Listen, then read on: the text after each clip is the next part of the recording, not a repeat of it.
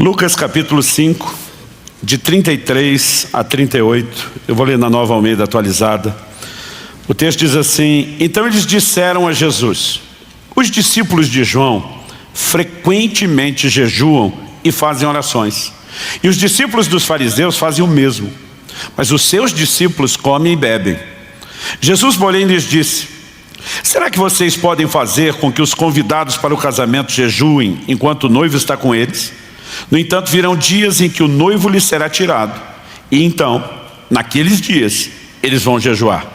Também lhes contou uma parábola: ninguém tira um pedaço de uma roupa nova para colocar sobre roupa velha, pois se o fizer, rasgará a roupa nova, e além disso, o remendo da roupa nova não combinará com a roupa velha. E ninguém põe vinho novo em odres velhos, porque se fizer isso, o vinho novo romperá os odres, o vinho se derramará e os odres se estragarão. Pelo contrário, o vinho novo deve ser posto em odres novos. Meu Deus, mais uma vez contamos com a Tua graça, com a ação do Teu Espírito Santo. Confessamos nossa limitação e incapacidade, tanto em comunicar como em receber a Tua palavra de nós mesmos, mas é por isso que confiamos no Senhor. Oramos, Pai, que a Tua palavra fale e cale nos nossos corações. Oramos que haja não apenas o entendimento de princípios, mas nós oramos por um despertamento, ó Deus, diante daquilo que o Senhor tem a nos comunicar. Que haja receptividade em cada coração. Como está escrito, quem tem ouvidos para ouvir, ouça o que o Espírito diz à igreja. E nós clamamos nessa noite por percepção ao Teu chamado nesse momento, em nome do Senhor Jesus. Amém. Amém. Gente, nós vamos tomar esse texto de Lucas capítulo 5, que lemos de 33 ao 38, como ponto de partida, e ele também vai ditar o rumo da nossa conversa. É importante dizer que esse mesmo relato foi registrado nos 3 evangelhos sinóticos. Quais são os evangelhos sinóticos? Mateus, Marcos e Lucas. Diferente do 4º evangelho, João, eles têm uma estrutura muito similar, né? Dos registros, os milagres de Jesus, né? Os ensinos, eles são muito parecidos e seguem uma sequência muito semelhante. O Evangelho de João tem uma composição na forma de escrever, né, completamente diferente. Ele se dedicou muito mais aos discursos do que só aos milagres. Bom, em suma, nos 3 evangelhos sinóticos, nós temos esse relato. Em Mateus 9, de 14 a 17, em Marcos 2, de 18 a 22. O que temos aqui em Lucas, Lucas dá um pouquinho mais de detalhes, né, no texto que nós lemos. A abordagem começa com algo que não é meramente um comentário. Obviamente, por trás desse comentário, o que nós temos é um espírito crítico. Quando eles chegam para Jesus, diz: os discípulos de João, aqui no caso é João Batista, jejuam frequentemente. Os fariseus também, mas os seus discípulos comem e bebem. Não pense você que isso era um elogio.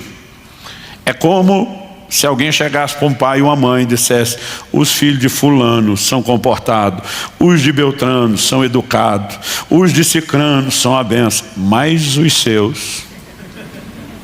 Hoje em dia a gente não chama mais de encapetado, a gente diz hiperativo. Mudou o linguajar, né? E, poxa, o que uma pessoa com a linguagem dessa está fazendo? Mera observação? Não, é uma crítica. Basicamente, a pessoa estaria responsabilizando os pais pelo comportamento dos filhos. Quando eles chegam para o mestre para falar dos discípulos, ele está dizendo: a qualidade baixa aí é culpa sua. Então o próprio Jesus está sendo confrontado, porque obviamente seus discípulos não tinham o hábito frequente de jejuar, pelo menos não nos moldes do que os fariseus faziam. Quando em Lucas 18, por exemplo, verso 12, um fariseu diz: eu jejuo 2 vezes por semana. Os registros da tradição dizem que eles jejuavam toda segunda e quinta, 2 dias por semana. Os discípulos de João Batista também tinham uma pegada forte no jejum. Mas a turma diz: seus discípulos só estão na festa com o Senhor. É nesse momento que Jesus aproveita e usa uma alegoria cultural, uma ilustração que eles vão entender, mas que ela também tem a sua conotação profética. Jesus diz: numa festa de casamento, os convidados não vão jejuar enquanto o noivo está lá. É hora de alegria. Mas Jesus diz: dias virão em que o noivo será tirado, então jejuarão. Quem é o noivo nessa alegoria? O próprio Jesus. Aliás, a Bíblia faz uso dessa alegoria profética relacionando Jesus como noivo e a igreja como a noiva. Então, naquele momento, todo mundo entende a explicação. A celebração de um casamento, a festa, era algo muito importante, beirando o sagrado para eles. Agora, quando Jesus diz, dias virão em que jejuarão, ele está dizendo que isso iria acontecer quando? Quando o noivo fosse tirado. Durante muito tempo eu usei esse texto para falar a respeito do jejum no Novo Testamento. Porque muita gente às vezes fica dando desculpa para não jejuar, e diz jejum é coisa do Antigo Testamento, é coisa dos judeus, é coisa da velha aliança. Eu falei, olha, Jesus começa o ministério dele enquanto a velha aliança ainda está em vigor. E embora Jesus tenha jejuado, ele diz, meus discípulos só vão jejuar quando o noivo for tirado. O noivo foi tirado, ele está falando da sua morte, ressurreição e ascensão aos céus. Ele está falando do período de permanência dele até que ele retorne. Então Jesus estabeleceu o período do jejum como sendo o início da era da igreja e da nova aliança. Não tem como você olhar essa determinação de Jesus e o próprio fato de que o livro de Atos mostra os discípulos jejuando de acordo com o que ele falou e simplesmente tentar dizer que o jejum era coisa do Antigo Testamento. Eu digo, oração também era e nós oramos no Novo. Esmola tinha no Antigo Testamento e nós fazemos no Novo. A questão não é se estava lá. Não existe nenhum ensino que o restrinja a vida do judeu da antiga aliança, mas pelo contrário, nós sabemos, e nessas semanas eu tenho falado bastante sobre isso, nós sabemos que Jesus disse, quando jejuardes, Mateus 6,18, ninguém orienta outra pessoa a fazer alguma coisa se ele não espera que aquela pessoa faça. Não há motivo para orientar como fazer se não for fazer. Agora, nesse texto, o Senhor Jesus nos dá duas respostas iniciais bem claras. A primeira diz respeito ao que fazer, jejuar. A segunda resposta diz respeito a quando. Ele diz, meus discípulos ainda não estão nessa prática, mas depois que eu for embora, essa turma vai se comprometer com o jejum. Mas o que eu quero te apresentar hoje é a perspectiva da gente enxergar uma terceira resposta, que ela está mais relacionada ao porquê. Jesus já disse o que fazer jejuar, ele disse quando faríamos, durante toda a era da igreja, enquanto o noivo está ausente, até que ele volte. Quando voltar, nós vamos para as bodas com ele, festa, e não vai ter jejum mais. A sua oportunidade de jejuar é agora. Mas a pergunta é, será que tem um porquê? E antes de trabalhar o porquê, eu gostaria de dizer que eu e você não precisamos entender o porquê para poder fazer o que ele espera que a gente faça. Em Marcos 4,26, Jesus diz que o reino de Deus é semelhante a um homem que planta uma semente e ela brota sem ele saber como. Uma semente não brota, não germina, pelo tanto de conhecimento que quem plantou tem sobre germinação. Pode ser um engenheiro agrônomo, com várias especializações específicas na área de germinação, plantando a semente. Ou pode ser alguém como eu e você, que somos leigos. A semente não vai brotar pelo tanto de conhecimento que a gente tem do processo. Ela vai brotar simplesmente porque foi plantada. Em outras palavras, eu e você não precisamos entender toda a mecânica do jejum. Nós só precisamos praticá-lo. Quem está entendendo, diga amém. Mas às vezes, quando entendemos algumas coisas no processo, nós podemos ser encorajados a fazer aquilo que a gente já deveria saber, mesmo sem fazer. Então, eu quero tentar trabalhar um nível do porquê, embora eu vou dizer, o jejum é um assunto na Bíblia que ele não é esgotado. E eu acredito que nós estamos vivendo um tempo onde Deus quer trazer um nível de entendimento como nós nunca tivemos. Na virada do ano agora, eu estava voltando com a família de São Paulo, era dia 28 de dezembro, e nós tínhamos passado o Natal com toda a família para o lado de lá, mas queríamos estar aqui em Curitiba no culto da virada.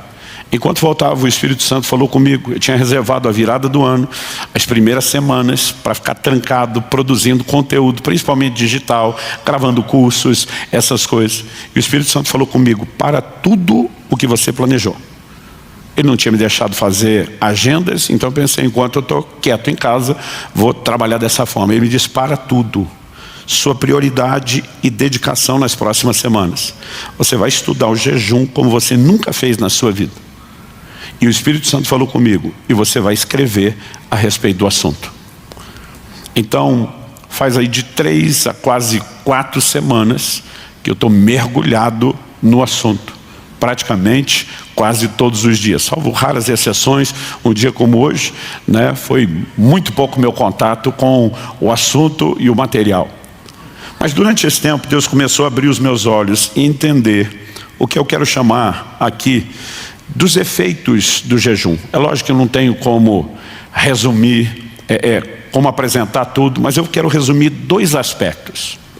Quando as pessoas perguntam por que eu tenho que jejuar, eu digo, olha, o jejum pode produzir muitas coisas. Se a gente vai falar dos propósitos, propósito primário é buscar Deus. Propósito secundário, nós temos vários desdobramentos. Na Bíblia você vai encontrar gente jejuando por consagração e gente jejuando por arrependimento. Tanto um como o outro estão buscando a Deus. Tanto um como o outro, o jejum deles tem a ver com o pecado. Mas o que está consagrando, ele está jejuando para não pecar. O que está em arrependimento, ele está jejuando porque já pecou. A gente vai olhar e dizer, é o mesmo jejum? Não. Como propósito secundário. Primário, buscar Deus, ótimo. Então tem muitas coisas que nós podemos falar. Agora, qual o efeito? Qual o impacto? O que ele produz na minha e na sua vida além de fome? É importante a gente pensar nisso. Então eu quero falar de 2 aspectos. O primeiro tem a ver com hoje, ou agora, o tempo que eu e você vivemos e a nossa vida pessoal com Deus. Mas tem um segundo aspecto que eu quero abordar dentro do texto de Jesus, que diz respeito ao futuro. Quando Jesus responde, naqueles dias eles vão jejuar, o assunto não parou aí. O verso 36, se você quiser me acompanhar novamente na leitura, diz assim, também lhes contou uma parábola. E por que eu falei antes que os 3 evangelhos trazem esse mesmo relato? Porque nos 3, Jesus não termina só com a resposta de que quando ele fosse tirado, os seus discípulos iam jejuar. Em todos os 3 relatos, na sequência, Jesus emenda as mesmas ilustrações. Qual era a parábola? Ele diz, ninguém tira um pedaço de uma roupa nova para colocar sobre a roupa velha. Pois se o fizer, rasgará a roupa nova, e além disso, o remendo da roupa nova não combinará com a roupa velha. O que Jesus está falando a partir de agora é um assunto que está ligado ao jejum. Você não pode, na perspectiva da hermenêutica, da interpretação bíblica, trabalhar ele apenas sozinho, ainda que você possa tirar do contexto e ver algo abrangente, não pode desconectar. Jesus está continuando o assunto do jejum. Agora, o que Jesus vai dizer é o seguinte, roupa na Bíblia fala da condição do homem diante de Deus. Desde Gênesis, quando peca, se vê nu, o homem tenta resolver o problema das vestes da sua maneira, Deus resolve de outro, até Apocalipse falando das vestes lavadas no sangue do Cordeiro. Veste fala da condição do homem diante de Deus. Quando Jesus vem pregar o Evangelho, que começa com arrependimento, ele está dizendo, sua condição não presta, está ruim. E essa condição tem que ser mudada. E o Evangelho traz mudança e transformação. Então, a condição do homem é comparada à roupa. Agora Jesus está dizendo, você está aí com a sua roupa velha. É o seu estilo de vida, o seu comportamento, o seu estado. Eu estou te oferecendo uma roupagem nova, uma nova condição. Deus está dizendo, Jesus está dizendo, o novo de Deus não pode ser mesclado e adaptado no velho que você tem na sua vida. Quando Jesus diz, ninguém faz, ele não está falando de impossibilidade, ele está falando de bom senso. Vamos pensar com a mentalidade daquela época. Roupa hoje, gente, se tornou um artigo tão acessível comparado ao que era na história, que a gente diz que é quase descartável. Se você decidir não viver de marca e grife, você tem acesso a coisa muito barata. E muitas vezes, mesmo quando você está olhando para o seu guarda-roupa e reclamando que não tem o que vestir, você tem que lembrar que nem Salomão, em toda a sua glória, teve um guarda-roupa como o seu. Tenta pensar na simplicidade da vida que os discípulos de Jesus tinham. Ele diz, quando vocês for pregar, não leva uma segunda túnica. Ficarem com a roupa do corpo. E na Bíblia você vai ver isso. Quando os gibeonitas chegam para Josué e dizem, quando nós saímos da terra de onde viemos, as roupas eram novas. Olha o estado. O cara ia dormindo no caminho, no relento, no chão, lavava a roupa enquanto tomava banho no rio, saía secando no corpo. E elas iam se acabando. E tinha pessoas que não tinham outra peça. Aí o camarada está lá com a roupa velha, rasgada, e alguém oferece uma nova. Qual a solução? Troca. Simples assim. Descarta essa sua velha, abraça a nova, problema resolvido. Agora, diante dessa solução tão acessível, Jesus diz, ninguém, porque seria estupidez fazer diferente, ninguém vai dizer, não preciso da roupa nova toda, porque eu tenho uma roupa, o problema é que tem uns buracos, então eu só preciso cortar uns pedaços da nova para preencher minha velha. Jesus falou, se fizer isso, não tem como se adequar o novo no velho, e ele vai estragar o novo. O que é que você precisamos entender? A lição é simples. A obra nova de Deus não se recebe numa estrutura velha de vida. Quem está entendendo, diga amém. Aí ele reforça com um segundo exemplo, coisa que Jesus fazia bastante na sua didática. Ele diz, ninguém, e de novo ninguém não é impossibilidade, é sensatez, coloca vinho novo em odres velhos. O que era o odre? Uma bolsa de couro. Por que que o suco de uva, que é o chamado vinho novo, no Velho Testamento, você vai ler expressões como o mosto e o vinho.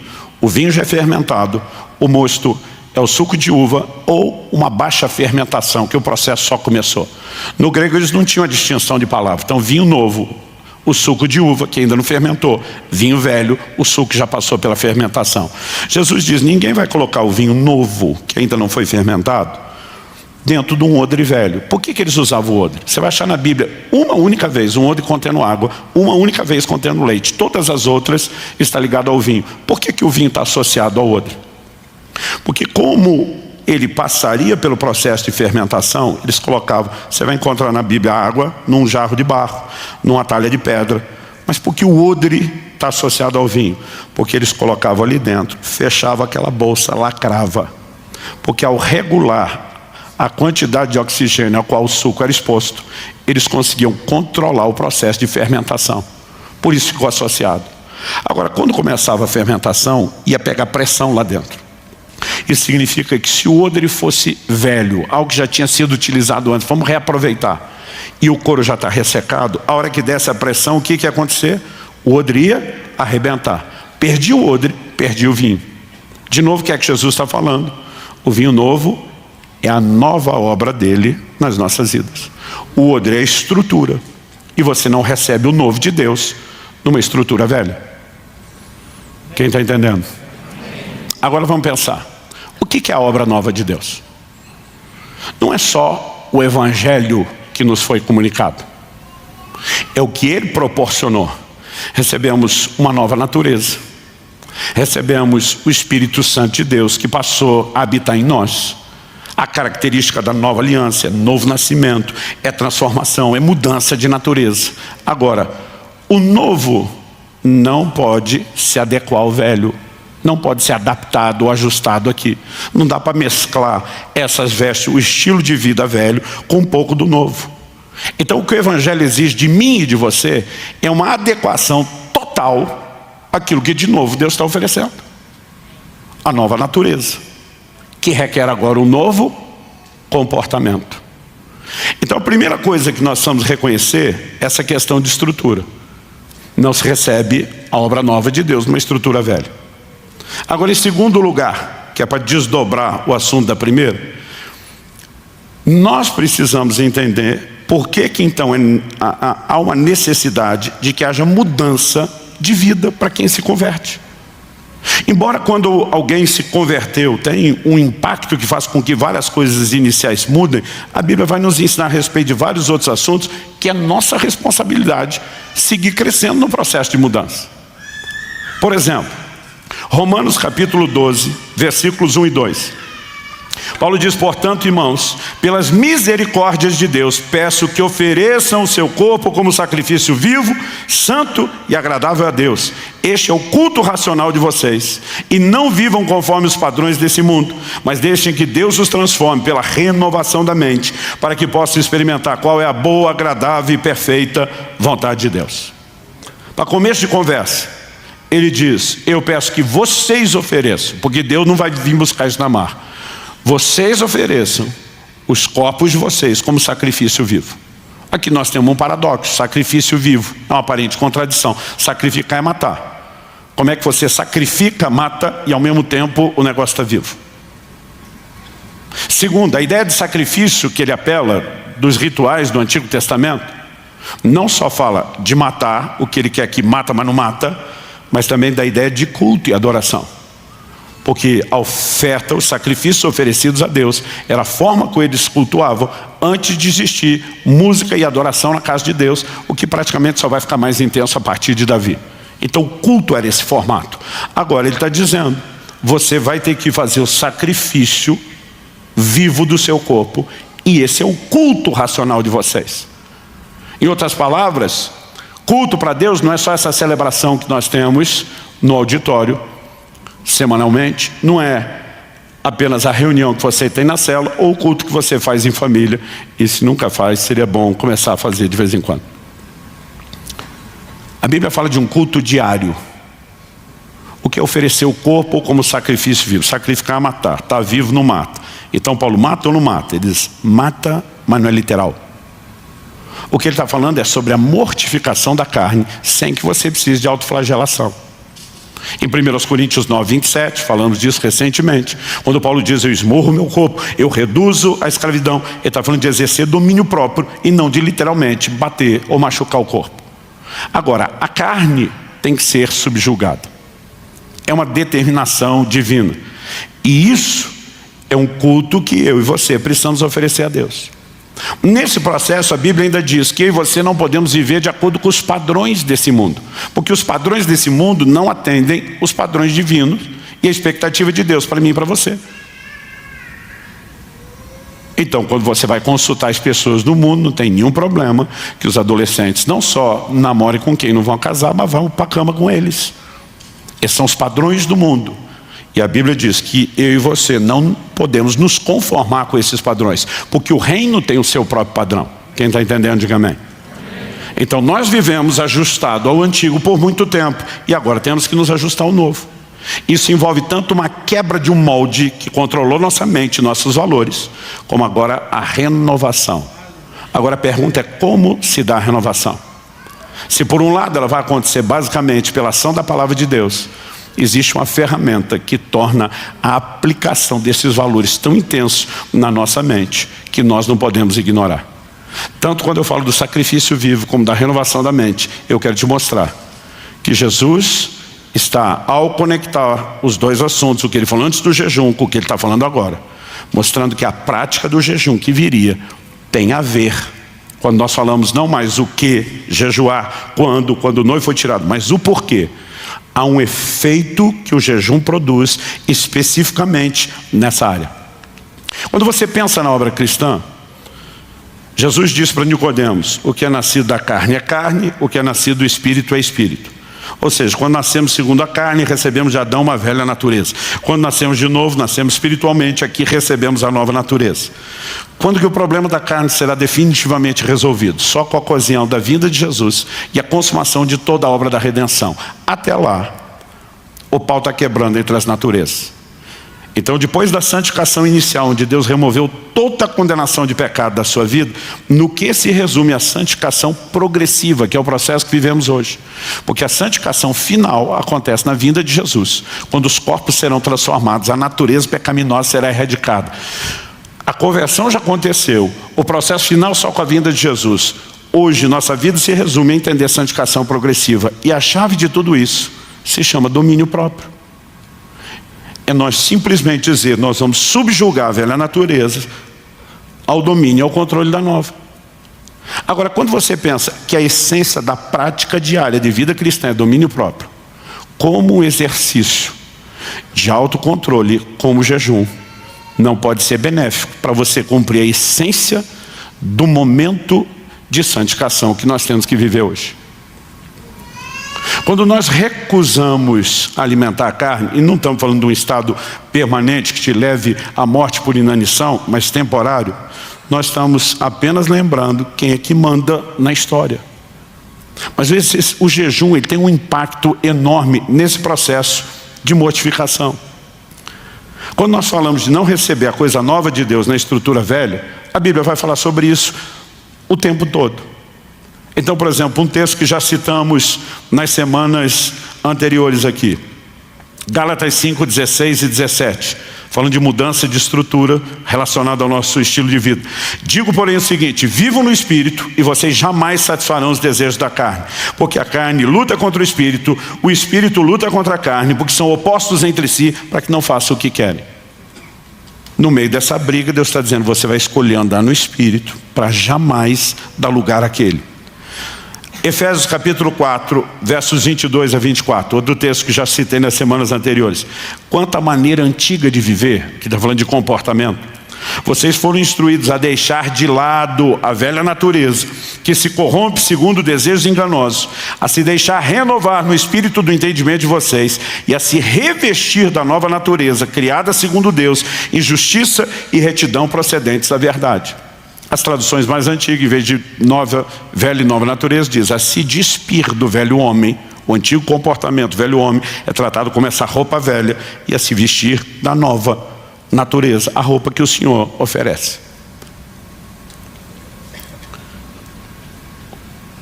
Em 1 de Pedro, no capítulo 1, de 14 a 16, a Bíblia diz assim: como filhos obedientes, não vivam conforme as paixões que vocês tinham anteriormente. O que ele está dizendo? Não dá para receber o Evangelho novo de Deus na estrutura de comportamento e desejos que vocês alimentavam antes. São coisas incompatíveis. Ele continua e diz assim: pelo contrário, assim como é santo aquele que o chamou, sejam santos vocês também em todo o vosso procedimento. Outras versões dizem: em tudo o que fizerem, porque está escrito: sejam santos porque eu sou santo. Então ele diz: abandona o comportamento antigo, adequa um novo comportamento que tem a ver com a santidade de Deus e a natureza de Deus. Toda essa mudança de comportamento é responsabilidade nossa. Agora, como nós conseguimos implementar isso na prática? Há uma frase que eu repito sempre, pretendo fazer isso por muito tempo. Ouvi ela de Valnice Milhomens, não sei se foi a irmã Valnice que criou, mas eu ouvi muito na adolescência, eu memorizei e ainda repito. Ela dizia assim: a carne não converte, tem que ir para a cruz. E vou te dizer, tem que ir todo santo dia, não é de vez em quando. E a Bíblia fala a respeito desse processo de mortificação em Colossenses 3, de 5 a 10. Portanto, façam morrer tudo o que pertence à natureza terrena, tudo. Não é para deixar nenhum pedaço dessa roupa velha. O texto diz assim: imoralidade sexual, impureza, paixões, maus desejos, a avareza, que é a idolatria. Por causa dessas coisas é que vem a ira de Deus sobre os filhos da desobediência. Vocês também andaram nessas mesmas coisas no passado, quando viviam nelas. Agora, porém, abandone igualmente todas essas coisas. E ele aumenta a lista: ira, indignação, maldade, blasfêmia, linguagem obscena no falar. Gente, esse último, a maioria de nós acha que não é nem pecado. Porque o que eu vejo de crente antigo falando palavrão é um negócio assustador. A sua linguagem é parte do comportamento que tem que mudar. E não estamos falando meramente de regras a serem cumpridas. Estamos falando de estrutura. Não dá para viver, colocar o novo de Deus na velha estrutura. Se você tentar viver o novo de Deus com o mix da sua velha estrutura, o que é que vai acontecer? Vai dar ruim. Jesus diz: o odre arrebenta, o vinho se perde. Todas as pessoas que tentam viver o novo de Deus com a velha estrutura, eles botam prazo de validade do evangelho que receberam. É só uma questão de tempo. Vão fracassar na fé. Vão ter problema. Não vão conseguir viver de forma vitoriosa. E Deus não chamou nenhum de nós para ficar no meio do caminho. Deus nos chamou para chegar lá. E nós vamos chegar lá. Em nome de Jesus, amém? Aí ele diz assim: não mintam uns aos outros, uma vez que vocês se despiram da velha natureza com as suas práticas e se revestiram da nova natureza, que se renova para pleno conhecimento, segundo a imagem daquele que o criou. Então, o que a Bíblia está dizendo é que o que me foi provisionado no plano espiritual, velha natureza sendo descartada, a nova sendo recebida no sentido de domínio, eu preciso materializar isso por meio de um comportamento. Obviamente, aí você não fomos chamados a conseguir isso no esforço da carne. A graça de Deus está à nossa disposição, o Espírito Santo está à nossa disposição. Agora, nós temos ferramentas e disciplinas que muitas vezes não usamos. Por exemplo, uma pessoa que gasta mais tempo lendo a Bíblia, isso não a torna melhor do que ninguém, nem merecedora de nada, mas a torna muito mais sensível às verdades de Deus, a ponto dessas verdades impactarem sua vida. Um crente que ora mais não é melhor aos olhos de Deus do que o que ora menos, mas a consciência espiritual de quem ora mais, inevitavelmente vai ser maior. O jejum não pode ser visto na prática cristã como uma moeda de troca. Barganha, eu dou isso para Deus e em troca o Senhor olha e diz: estou impressionado com você, com o seu esforço. Tem muita gente que usa a expressão: tem que pagar o preço, pagar o preço. Que é um preço para se dedicar, ninguém se nega. Mas muitas vezes nós falamos de um jeito que parece que o preço que Jesus pagou para garantir não é suficiente. Então a gente vai lá e dá um acréscimo. Isso não é verdade. Como eu e você acessamos as coisas de Deus? A Bíblia diz que é pela graça, mediante a fé. É com a salvação e tudo que vem com ela. Então o jejum não me faz merecedor de nada. O jejum também não muda Deus. Ele não vai ser um Deus melhor porque eu jejuei. O jejum não muda as promessas de Deus. Elas não serão mais verdadeiras porque eu jejuei. Então, qual a mudança do jejum? O jejum nos muda. Ele nos torna mais conscientes da bondade de Deus, que talvez a gente não se apercebeu. Ele nos torna mais conscientes da realidade das promessas de uma maneira que talvez nós não discernimos. E ele também ajuda a quebrar a estrutura velha de vida. Quando Jesus está falando que é importante jejuar, e ele diz que não dá para adequar o novo ao velho, obviamente ele fez uma relação, uma conexão de que o jejum tem um poder para quebrar a velha estrutura de vida. Agora a pergunta a ser feita é: de quanto jejum nós estamos falando aqui? Porque a conversa começa com uma abordagem. Os discípulos de João Batista jejuam frequentemente. Os fariseus também. Os fariseus jejuavam 2 vezes por semana. A frequência razoável. 2 dias por semana. Já comentei aqui que numa enquete que eu fiz recentemente no Instagram, 59% dos crentes nunca fizeram um jejum de 24 horas na vida, nenhum. Outro dia eu falei com falei: meu amigo, você está vivendo uma situação que você precisa jejuar. Falei: pastor, jejuei uma vez, não funcionou. Falei: eu também fui na academia uma vez, não funcionou, não fiquei maromba. Sabe que conversa é essa? Não pinguei a água no ferro e não enferrujou. Não acontece depressa. Mas vai expondo ele à umidade continuamente, a ferrugem vai aparecer. O problema é que a gente nunca faz, às vezes mal faz, nem entendeu direito. E se não tiver resultado imediato, não funciona. Meu amigo, deixa eu te dizer uma coisa: se Jesus disse que o jejum é importante para produzir resultado, acabou a conversa, não tem mais o que discutir. Se ele falou, está falado. E se a gente não entender, e se a gente não souber explicar, nós vamos acreditar no que ele falou e ponto final. Eu não preciso entender como é que a semente germina, eu só preciso plantar. Eu não preciso entender toda a dinâmica do jejum, eu só preciso jejuar.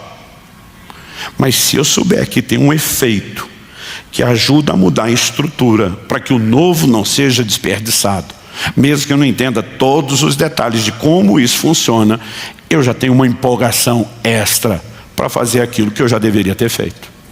Quem está entendendo, diga amém.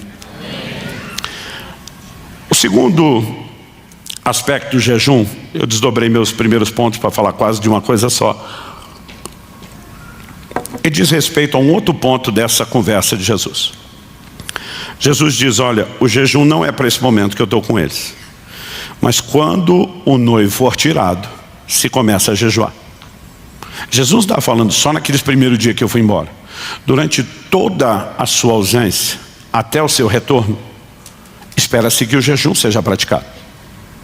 E quando ele voltar, nós vamos para as bodas com ele, para a festa. Aí não é hora de jejuar. Mas o que Jesus falou não só diz quando, que durante toda a era cristã da igreja dos gentios haveria jejum. Mas ao falar da ausência do noivo, ele fez alguma relação entre o jejum e a ausência do noivo. Mas esse noivo não se ausentou para ficar sempre ausente. Ele se ausentou para voltar. E eu quero te trazer uma perspectiva bíblica, e agora nós vamos sair do leite para o alimento sólido e ter uma conversa mais séria.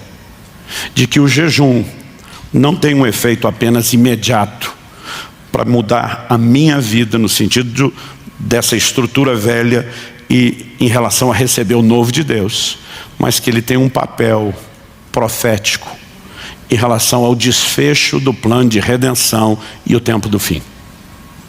Então me permita agora fazer uma construção aqui com você passo a passo. Além da alusão que Jesus já fez do jejum relacionado à ausência do noivo, em Atos no capítulo 3, dos versículos 19 a 21, o apóstolo Pedro, que junto com João tinham curado um paralítico, tem uma oportunidade de pregar o evangelho, e eles estão pregando o evangelho com autoridade. Ele fala de como Cristo veio, do que fizeram com ele. Quando chega o verso 19, vou citar 19 a 21 de Atos 3, ele diz assim: arrependei-vos e convertei-vos, para que sejam cancelados os vossos pecados, e venha da parte do Senhor os tempos de refrigério.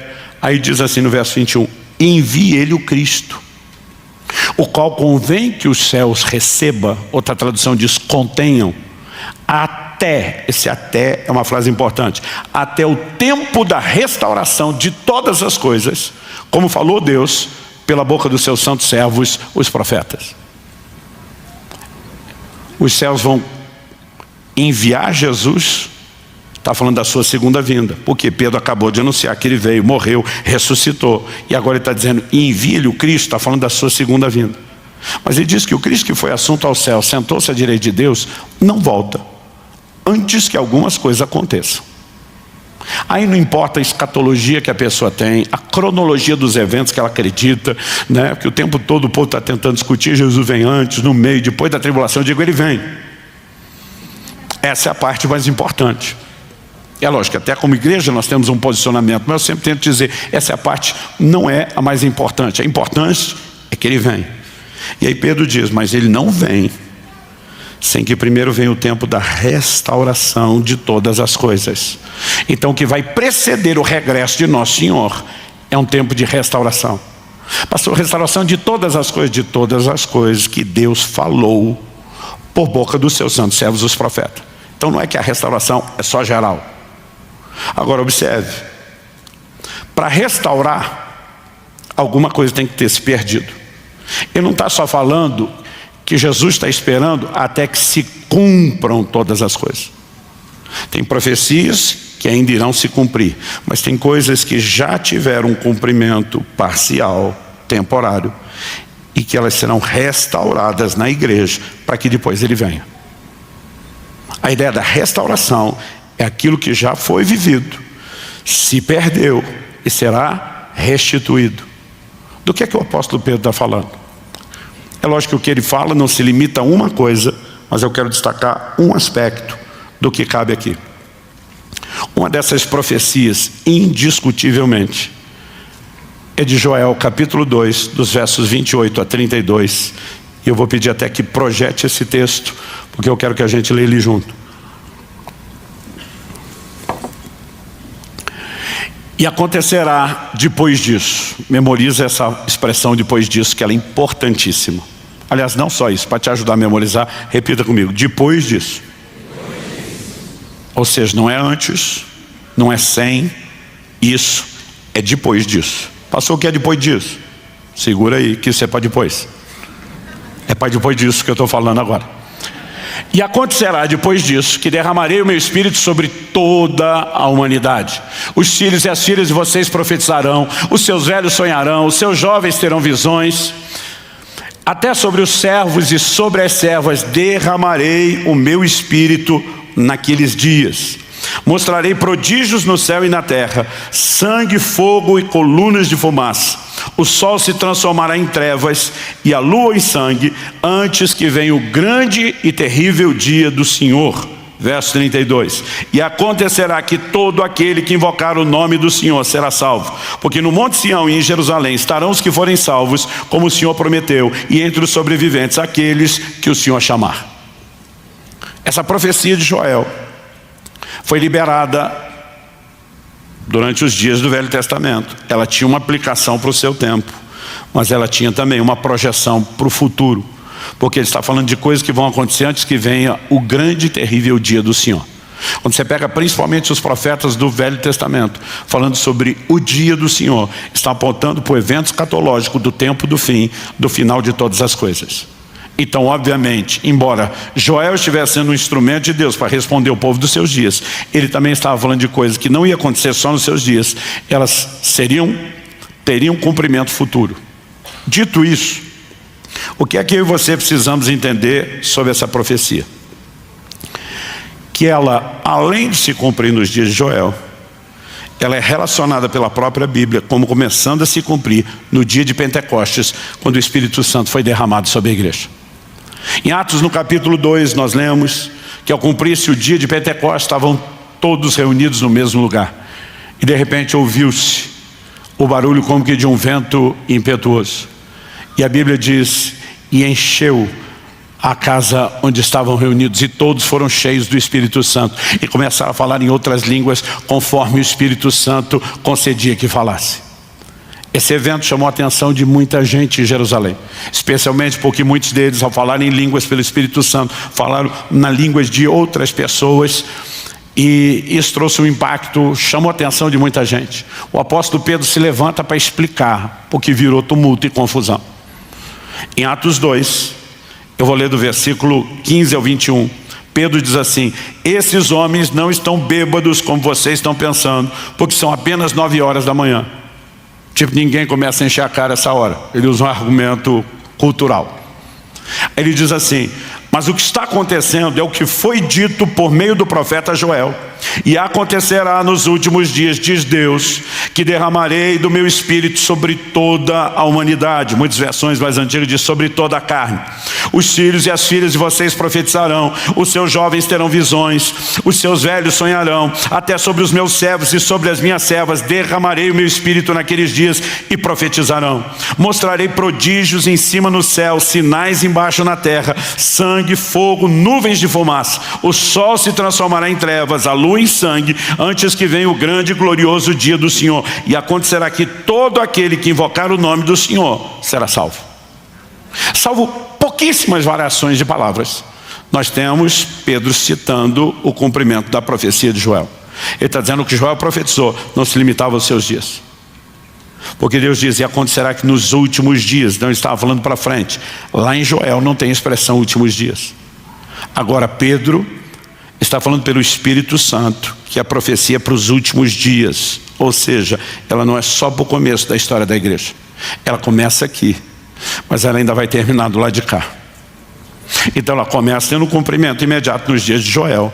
Ela se cumpre centenas de anos depois, no dia de Pentecostes. Mas ela ainda tem cumprimento futuro. Quem está entendendo, diga amém. Segunda coisa que eu e você precisamos entender. Quando Joel começa a profetizar sobre o derramar do Espírito Santo, ele anuncia não só o derramar do Espírito, mas ele faz menção de alguns sinais. Ele diz: o sol se transformará em trevas e a lua em sangue. A pergunta é, isso se cumpriu nos dias de Joel? Não. Isso se cumpriu nos dias de Pentecoste? Não. Por que não? Porque essa parte não iria se cumprir nos dias de Joel, nem no início da era da igreja. Esses são sinais que a Bíblia relaciona com o momento da vinda de Jesus Cristo. Então, forçosamente, essa profecia de Joel tem que ter cumprimento posterior.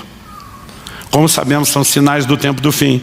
Jesus, em Mateus no capítulo 24, no verso 29, diz, logo em seguida a tribulação daqueles dias, está falando da grande tribulação, o sol escurecerá e a lua não dará a sua claridade. As estrelas cairão do firmamento e os poderes dos céus serão abalados. Então aparecerá no céu o sinal do Filho do Homem. Todos os povos da terra se lamentarão e verão o Filho do Homem vindo sobre as nuvens do céu com poder e grande glória. Ele diz, a hora que o sol escurecer e a luz transformar em sangue, pode saber, eu estou na cara do gol. Eu estou chegando. Olha o que João, no livro do Apocalipse, diz sobre a tribulação. Vi quando o cordeiro quebrou o sexto selo. Houve um grande terremoto e o sol se tornou negro como pano de saco feito de crina. A lua ficou toda vermelha como sangue. As estrelas do céu caíram sobre a terra como a figueira deixa cair os seus figos verdes quando sacudidos por um forte vento. O céu se recolheu como um pergaminho quando se enrola e então todos os montes e ilhas foram movidos do seu lugar. Todo o cenário da chegada de Cristo Jesus. Então o que Joel falou não é só para os seus dias, nem só para o começo da igreja, mas é para o tempo do fim. Mas como teve momentos de cumprimento e depois aquilo que se cumpriu sumiu, é necessária a restauração, a volta, o retorno daquilo que foi dito pela boca dos profetas antes que Jesus volte. Em Atos 19, o texto que eu li de 3 a 21, na verdade no verso 21, a NVI, em vez de dizer é necessário que os céus contenham, segurem, retenham Jesus, são as variações, traduziu assim: é necessário que ele permaneça no céu, até que chegue o tempo em que Deus restaurará todas as coisas, como diz por meio dos seus profetas. Então, forçosamente, para que Jesus venha, primeiro a restauração do que foi dito pelos profetas tem que acontecer. Então vamos voltar no que foi dito pelos profetas. Aqui quando Joel, lá no capítulo 2, está anunciando que Deus vai derramar do seu Espírito, ele começa a falar do derramar do Espírito no verso 28. Existe um contexto e um pano de fundo que não pode ser ignorado. No versículo 23 de Joel, capítulo 2, a Bíblia diz assim: filhos de Sião, alegrem-se e exultem no Senhor seu Deus, porque Ele lhes dará chuvas em justa medida, fará descer como no passado as primeiras e as últimas chuvas. Você deve conhecer o texto, o versículo seguinte: então as eiras se encherão de trigo. Do que Joel está falando? Ele está falando para um povo que está vivendo crise, inclusive natural, material. Ele está dizendo que está faltando mantimento, mas Deus vai devolver a chuva, como foi nos tempos antigos. Deus vai dar em justa medida. O que é medida? Deus criou ciclos de chuva e os agricultores sabem que tem que se adaptar e se ajustar a eles. Ele diz, ele vai dar em justa medida as primeiras e as últimas chuvas. As traduções antigas dizem a chuva temporã e a serúdia. Do que ele está falando? Existia um momento certo, quando as chuvas estavam reguladas, e ela preparava a terra para uma semeadura. Não só tornava fácil o trabalho de arar, mas melhorava a condição do solo para colher a semente que germinaria. Depois existia um tempo que durava alguns meses sem chuva. Mas então vinham as últimas chuvas, porque eram chamadas de primeiras e últimas. Não é só pela ordem, mas as primeiras preparavam a semeadura. As últimas, elas eram necessárias antes da colheita.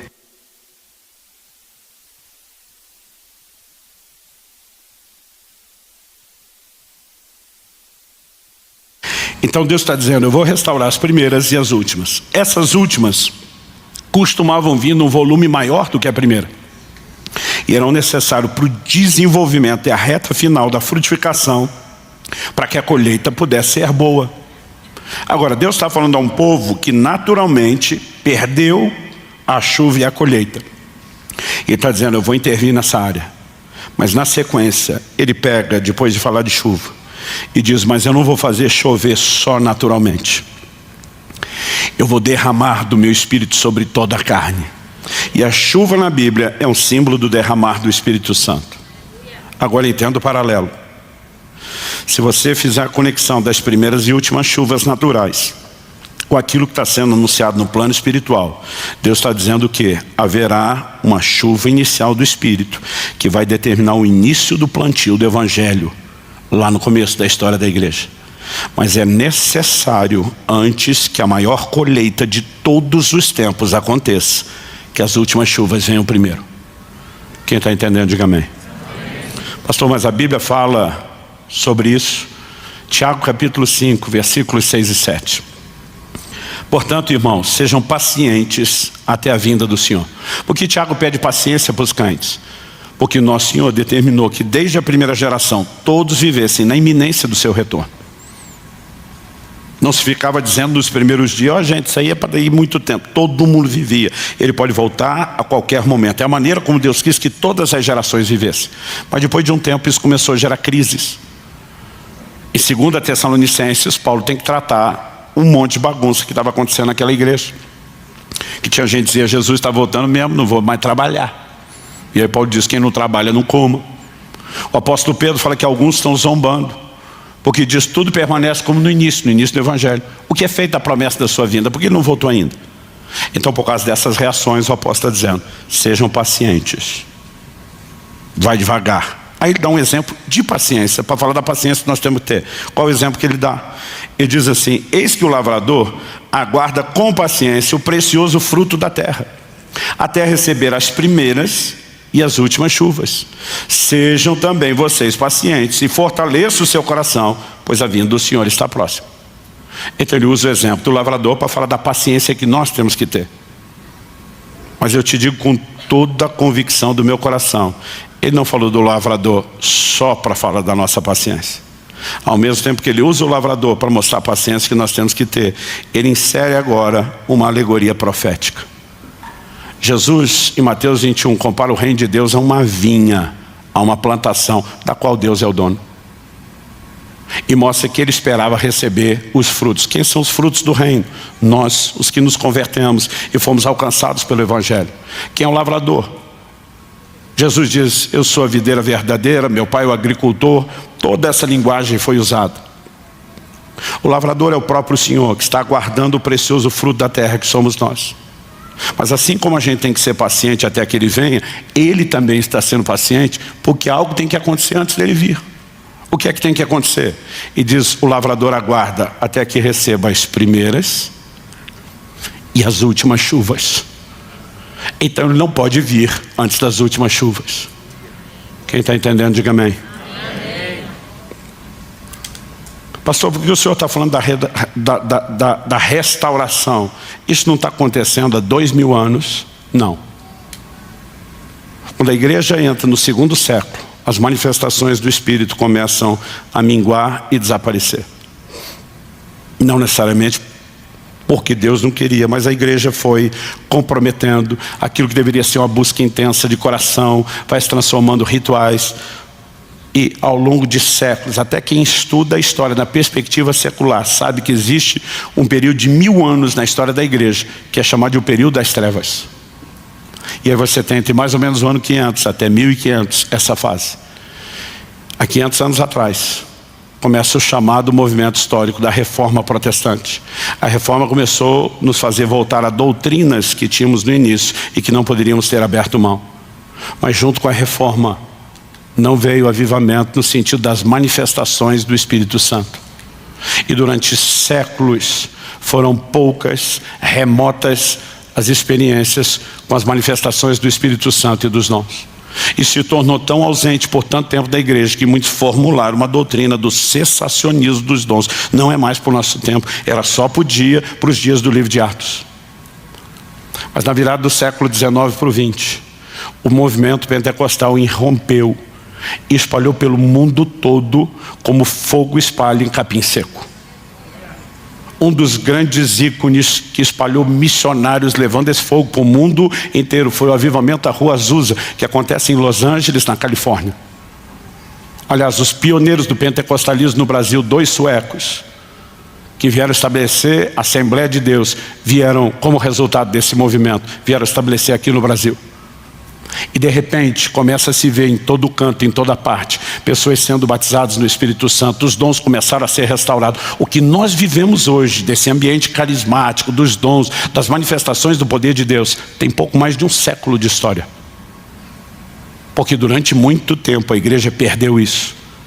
E desde o movimento pentecostal nós temos tido alguns momentos de avivamento, que eles têm vindo de forma cíclica e progressiva. Mas eu quero te dizer, o maior derramar do Espírito Santo ainda está para acontecer. Haverá um derramar do Espírito sem precedentes. Haverá uma colheita que será a maior colheita da história da igreja. Sem isso ele não volta. Agora a pergunta é, o que o jejum tem a ver com essa escatologia toda, pastor? Joel 2:28. E acontecerá, depois disso, que derramarei do meu Espírito. Depois do quê? Se você quiser pode acompanhar aí na sua Bíblia ou prestar atenção, porque eu vou ler aqui.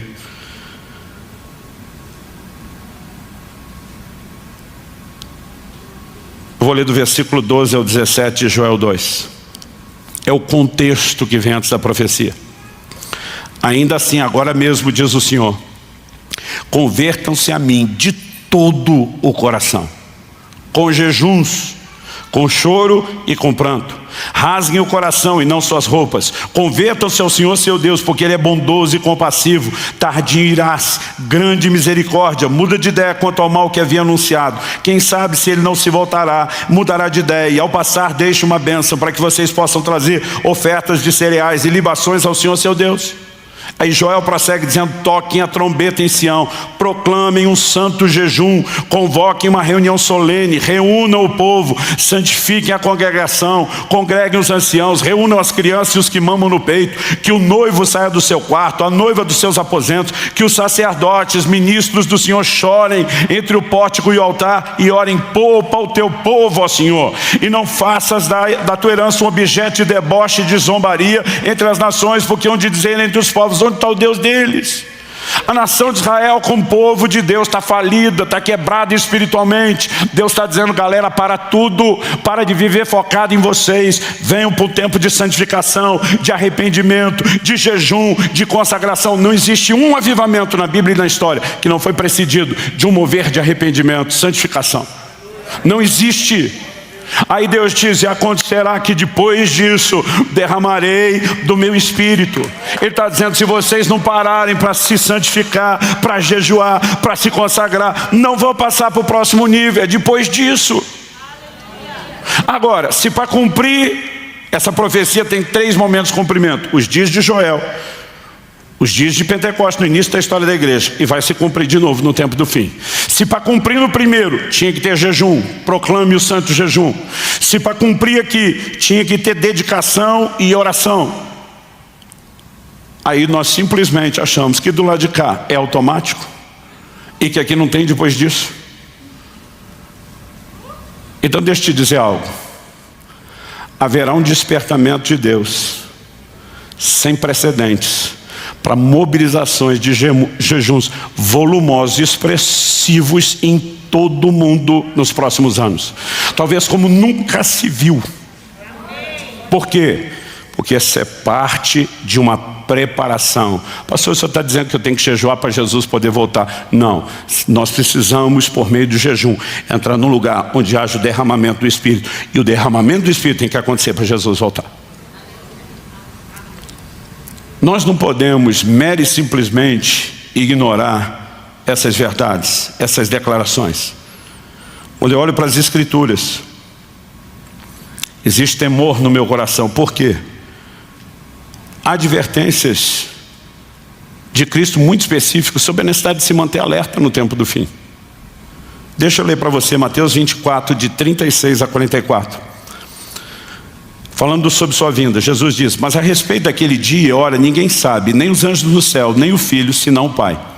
Pois assim como foi nos dias de Noé, agora vem um paralelo, assim será também a vinda do Filho do Homem. Pois assim como nos dias anteriores ao dilúvio, agora preste atenção, comiam, bebiam, casavam-se, davam-se em casamento, até o dia em que Noé entrou na arca e não perceberam, até que veio o dilúvio e os levou a todos. Assim será também a vinda do Filho do Homem. Jesus está dizendo, no tempo precederá a minha vinda, nós vamos ter uma réplica dos dias de Noé. Não é só a imoralidade propagada como nunca antes, mas Deus diz, as pessoas vão estar tão entretidas, comendo, bebendo, casando, dando em casamento, que vão perder a percepção espiritual. Pastor, o senhor está querendo dizer que é errado comer, beber, casar e dar em casamento? Não, além de fazer tudo isso, se nós não tivéssemos feito, a gente não tinha sobrevivido até hoje. Se não comer e beber permanentemente, nós vamos morrer. Se não tiver casamento, não vai ter procriação. E não adianta procriar se os nossos filhos não comer e beber. O texto não está proibindo comer e beber. Ele está falando de uma atenção tão demasiada que valoriza a festa, o deleite, a família, o que usufrui, aquilo que é terreno, a ponto de perder a conexão com o que é espiritual. Esse vai ser o molde do que vai estar acontecendo do lado de fora, para quem vai perder o bonde. Mas para mim e para você, que estamos decididos a não perder, não vai ser tempo de comer, beber e viver como se fosse apenas para aquilo que é terreno natural. O tempo do fim vai requerer de nós um nível de abstinência, de dedicação, oração, de percepção espiritual. Quem está entendendo aí, diga amém. Aí Jesus, depois de falar disso, então assim será também a vinda do Filho do Homem, e diz, então 2 estarão no campo, um será levado, o outro será deixado. 2 mulheres estarão trabalhando no moinho, uma será levada e outra será deixada. Não resta dúvida que muita gente vai perder. E diz, portanto, vigiem, porque vocês não sabem em que dia virá o Senhor de vocês. Porém, considere isso: se o pai de família soubesse a que hora viria o ladrão, vigiaria e não deixaria que sua casa fosse arrombada. Por isso, estejam também vocês preparados, porque o Filho do Homem virá a hora em que vocês menos esperam. Não é a semelhança das virgens, alguém dá notícia, está chegando e correr preparado depois, e diz, permaneça pronto. Gente, eu fico assustado. Nós tivemos uma série de livros e vídeos que fizeram um sucesso absurdo correndo por aí. O que fazer se você não for arrebatado? O tempo todo Jesus manda vigiar para você não perder. Agora eles estão dizendo o que fazer se perder. Que é justificativa para não vigiar? Eu não acredito em hipótese nenhuma que um crente que perdeu o arrebatamento vai ter direito à repescagem. Aquelas 5 virgens que foram arrumar óleo depois vieram bater na porta. Agora nós estamos prontos. E diz, não vos conheço. A porta estava fechada, não abriu para mais ninguém. Agora, em vez da gente entender o chamado dele, vamos vigiar, vamos dedicar. Não, nós estamos tentando planejar o que é que a gente faz para não precisar vigiar. Isso não é só antibíblico, isso é estúpido, é irracional. Haverá um despertamento no tempo do fim. Pelo menos haverá um povo no meio do povo de Deus que vai ouvir. A Bíblia diz, quem tem ouvidos, ouça o que o Espírito diz às igrejas. Nesses dias Deus me chamou a estudar o assunto, a mergulhar nisso, a entrar no jejum. E acredite, esse ano, isso é uma promessa e um compromisso. Eu vou jejuar como eu nunca fiz na minha vida. Porque nós estamos vivendo um tempo e estação, não é apenas a crise mundial amplificada pela pandemia. Não é apenas a questão das polarizações políticas. Existem mudanças acontecendo no reino espiritual. E nós precisamos entender o que uma igreja que jejua e ora contribui para esse nível de batalha. O livro de Daniel diz que um anjo aparece para ele no 21º dia do jejum dele. 3 semanas orando. E quando chega no finalzinho, o anjo diz para ele assim, Daniel, homem muito amado, as tuas orações foram ouvidas desde o primeiro dia. E diz, é por causa delas que eu vim. Se eu sou Daniel, e dizer, por que demorou 21 se for ouvido desde o início? Ainda bem que Daniel, a semelhança do que eu teria feito, não interrompeu e deixou o anjo explicar. O anjo diz assim, mas o príncipe da Pérsia me resistiu por 21 dias. Quem é o príncipe da Pérsia? Não é um negócio do joguinho, não. A Pérsia, na verdade, eram os medo-persas juntos, mas a Pérsia predominando, haviam assumido o controle global. O que antes foi o primeiro império mundial controlado por Babilônia, agora passou para os medo-persas. Quem é o príncipe da Pérsia? O anjo não está falando de um príncipe terreno. Um príncipe terreno não poderia atrapalhá-lo. Efésios 6 fala que existem principados, potestades, dominadores. O reino das trevas também tem hierarquia, também tem os seus príncipes. Aquela nação que está dominando o mundo tem o principado, que controla a maior nação e controla o mundo. Era um dos poderes mais fortes do reino das trevas. E o anjo diz para ele, o príncipe da Pérsia me resistiu, mas ele diz assim, mas Miguel, e agora ele está falando do arcanjo, um dos primeiros príncipes, vem em meu socorro. Pensa na briga boa. O pau quebrando lá em cima. E o Miguelão deve ter chegado arrebentando. Aí diz, o Miguel segurou a briga, eu furei o bloqueio. Desci para te falar essas palavras e o que vai acontecer no tempo do fim. Tem uma conexão com o jejum e revelação do tempo do fim. Nós não podemos ignorar isso. Mas ele diz, agora eu vou voltar para brigar com Miguel, junto com Miguel, com os caras lá de novo. Agora, se o Daniel não está insistindo no jejum e na oração, o bloqueio teria sido furado, a revelação teria chegado? Eu acho que não. Nós não temos noção do peso das orações de jejum que a igreja faz.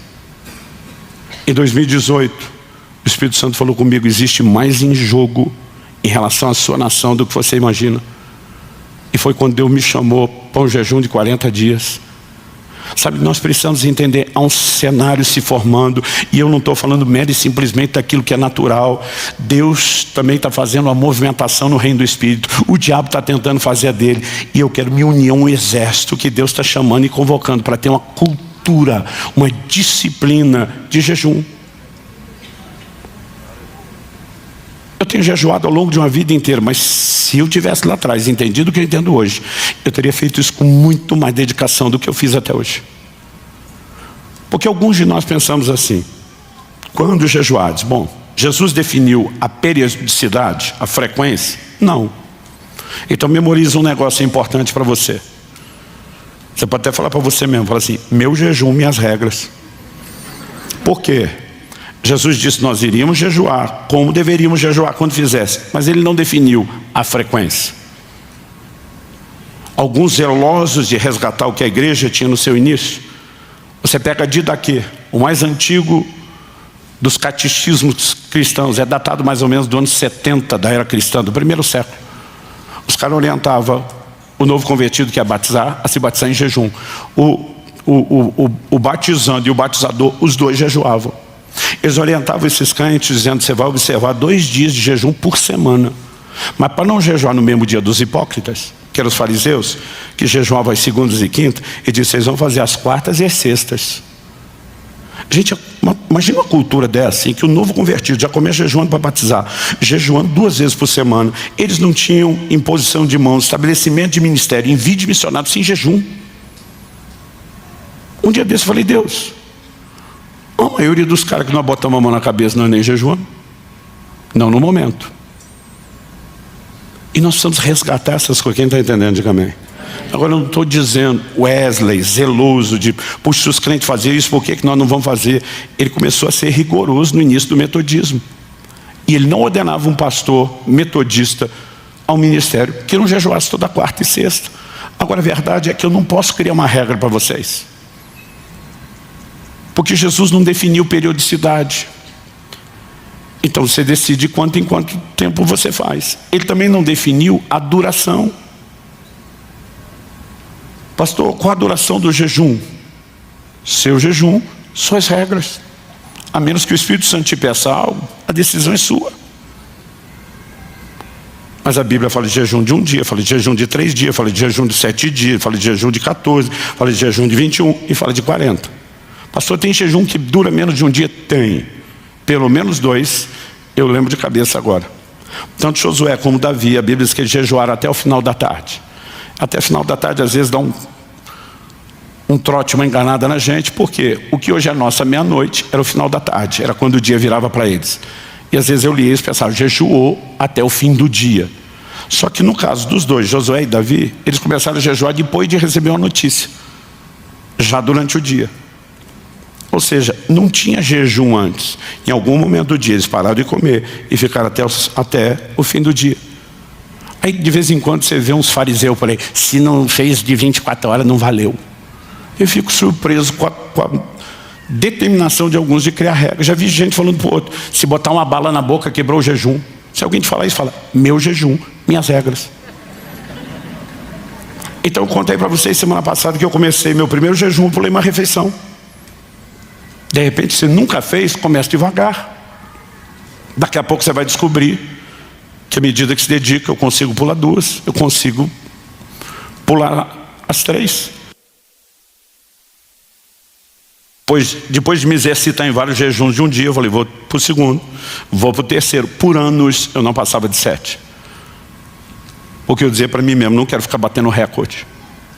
Então eu lembro de uma vez que eu fiz 7 dias, quebrei com uma refeição e emendei mais 7. E eu dizia: não quero simplesmente ficar quebrando recorde. Foi 2 de 7, não de 14.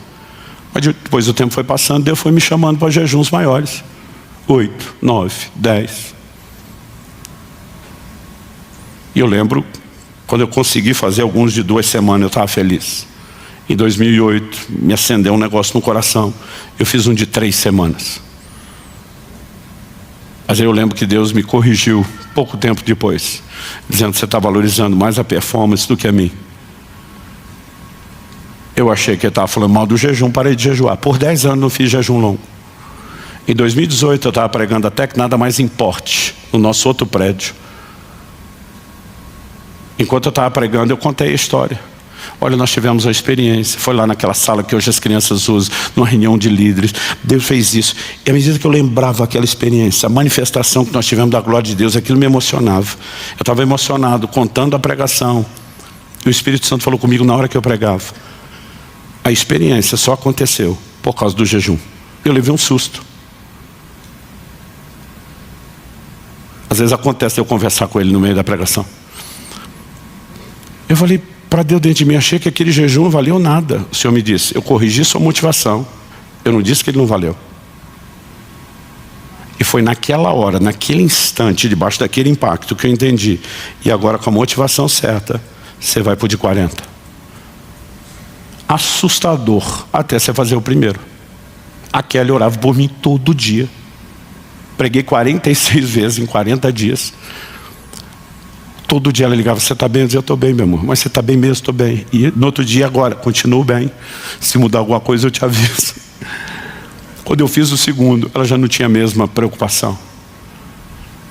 Deus está nos chamando para um tempo. E eu não estou dizendo que vocês tenham que fazer jejuns longos. Eu estou dizendo que hoje eu começo a olhar para trás. E eu vejo que dos momentos mais decisivos, momentos de preparação, momentos de transição, o como Deus tem dito, isso tem mais expressão do que você imagina. Então não, eu não consigo te explicar tudo que eu queria sobre o mistério do jejum, mas eu estou convencido de que Deus está nos chamando a um tempo de entrega e rendição como nós nunca fizemos. Quando Deus falou para mim, para tudo no fim do ano e vai estudar, escrever sobre o jejum, eu sabia que Ele não queria que eu só estudasse e escrevesse.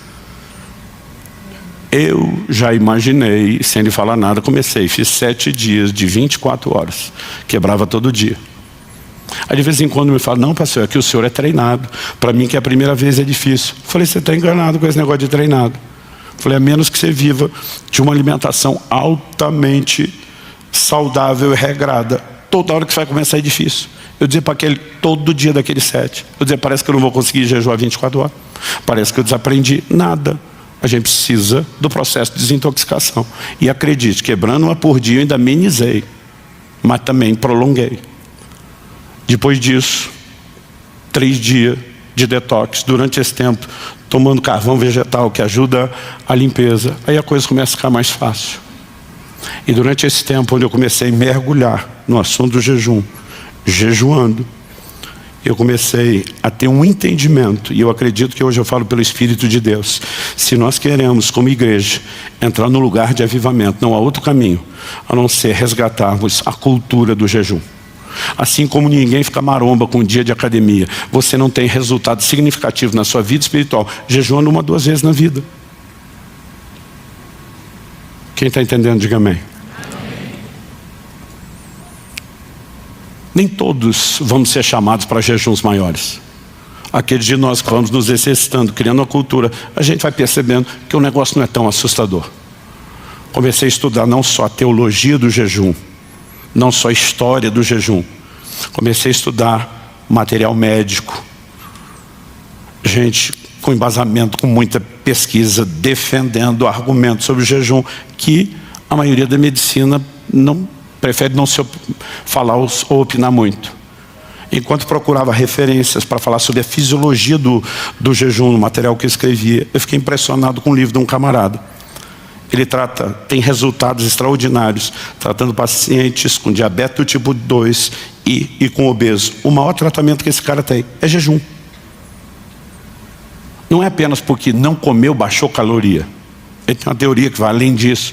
Ele fala da necessidade de regular novamente a estrutura hormonal, insulina, resistência à insulina. Esse cara começou a ter um material farto com a clientela dele. Clientela é feio, né? Com os pacientes dele. E estudar e trazer referência e artigos científicos. Eu fiquei impressionado com as coisas que ele falava, porque algumas bugaram minha cabeça. Falei para os meus pastores, falei a vida inteira, a gente tem jejum longo, primeiro conselho que a gente dá para os outros, não faça muito exercício, ande pouco, economiza que você precisa guardar energia. O doutor lá diz, não senhor. Ele diz, imagina uma época em que o povo vivia da caça, não tem um dia de alimento, aí não pode sair caçar? É a hora que você precisa de energia. Ele falou, a adrenalina sobe no jejum, justamente para que você possa ter atividade, mesmo tirando energia da reserva de gordura. E aquele cara defende que se faça exercício durante o jejum prolongado, inclusive de resistência e força. Nos meus 2 primeiros dias do detox, eu tinha feito exercício pesado para transpirar e ajudar.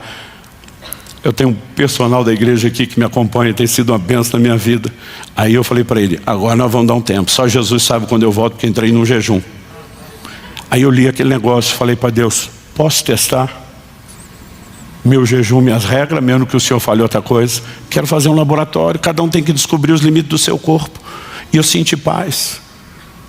Comecei a treinar no 10º dia, só na água.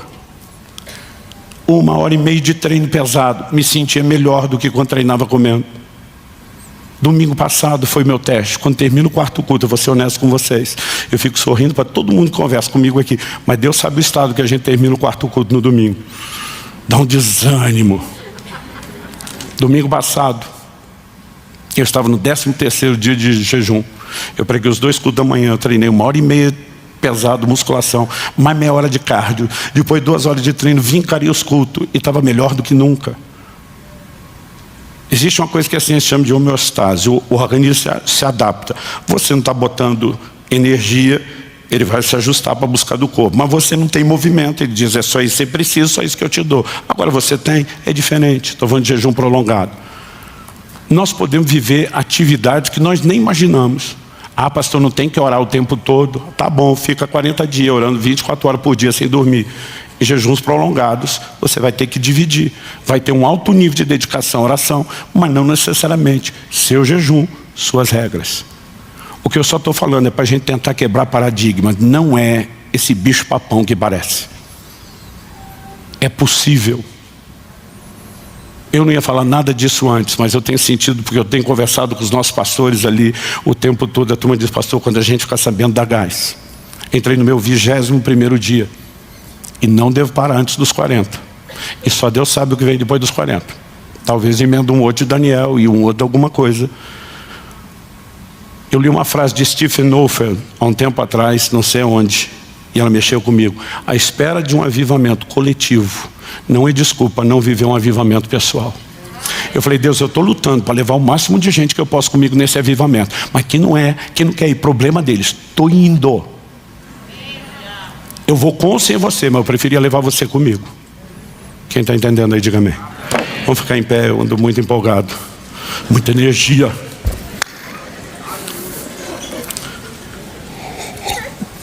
Dá para projetar lá? Do dia 4 ao 24 de fevereiro, estamos fazendo uma convocação, uma mobilização para a igreja, para termos 21 dias de jejum. Pastor, o senhor está querendo dizer que eu tenho que jejuar os 21 dias? Não. Mas também não estou dizendo que você não pode. O jejum de Daniel, por exemplo, durou 21 dias. Ele tirou carne, manjar desejável, vinho. Provavelmente ficou numa dieta mais restrita à base de legumes. Não só comeu menos, mas tirou um pouco do prazer da alimentação. E ele fez um jejum parcial. Às vezes, para quem está no ritmo de trabalho, é a melhor opção para fazer um prolongado. Ou de repente você diz, não, eu não consigo durante a semana o ritmo de trabalho, mas dá para parar na sexta, porque a hora que eu começar a ficar mais ruinzinho, já está no fim do expediente, aí eu emendo sábado, domingo, consigo fechar 3 dias. Não, pastor, eu vou jejuar um dia numa semana, outro dia da outra semana e o outro, vou fazer 3. Agora imagina todos nós, tirando um dia por semana. Nós vamos cobrir esses 21 dias, todo dia tem gente orando, todo dia tem gente jejuando, mas vai ser um propósito coletivo. Então, a gente já está avisando antes, porque eu quero que você se prepare, se organize, planeje, pergunte para Deus. Sabe, se você nunca fez, tem que fazer. Se você já fez, tem que começar a melhorar, a fazer mais. Eu não estou aqui hoje